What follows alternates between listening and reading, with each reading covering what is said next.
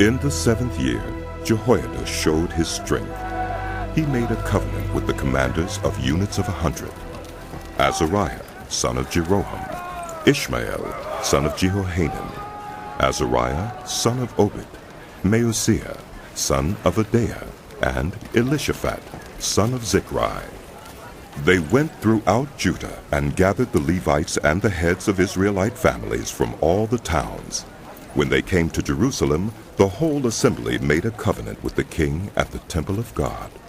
Jehoiada said to them, "The king's son shall reign, as the Lord promised concerning the descendants of David. Now this is what you are to do. A third of you priests and Levites who are going on duty on the Sabbath are to keep watch at the doors. A third of you at the royal palace, and a third at the foundation gate. And all the others are to be in the courtyards of the temple of the Lord.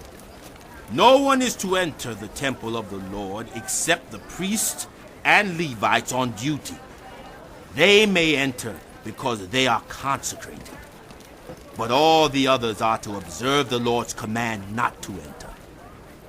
The Levites are to station themselves around the king, each with weapon in hand. Anyone who enters the temple is to be put to death. Stay close to the king wherever he goes."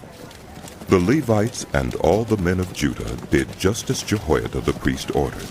Each one took his men, those who were going on duty on the Sabbath and those who were going off duty, for Jehoiada the priest had not released any of the divisions. Then he gave the commanders of units of 100 the spears and the large and small shields that had belonged to King David and that were in the temple of God. He stationed all the men, each with his weapon in his hand, around the king, near the altar and the temple, from the south side to the north side of the temple. Jehoiada and his sons brought out the king's son and put the crown on him. They presented him with a copy of the covenant and proclaimed him king. They anointed him and shouted, "Long live the king!" When Adaiah heard the noise of the people running and cheering the king, she went to them at the temple of the Lord. She looked, and there was the king, standing by his pillar at the entrance. The officers and the trumpeters were beside the king, and all the people of the land were rejoicing and blowing trumpets, and musicians with their instruments were leading the praises. Then Adaiah tore her robes and shouted, "Treason! Treason!" Jehoiada the priest sent out the commanders of the units of 100 who were in charge of the troops, and said to them, "Bring her out between the ranks, and put to the sword anyone who follows her." For the priests had said, "Do not put her to death at the temple of the Lord." So they seized her as she reached the entrance of the horse gate on the palace grounds, and there they put her to death. Jehoiada then made a covenant that he, the people, and the king would be the Lord's people. All the people went to the temple of Baal and tore it down. They smashed the altars and idols and killed Mattan, the priest of Baal, in front of the altars.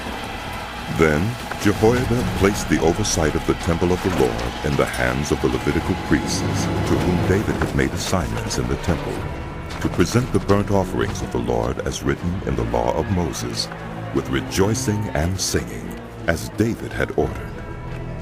He also stationed gatekeepers at the gates of the Lord's temple, so that no one who was in any way unclean might enter.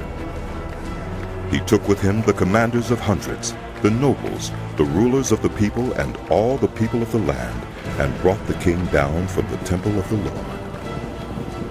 They went into the palace through the upper gate, and seated the king on the royal throne.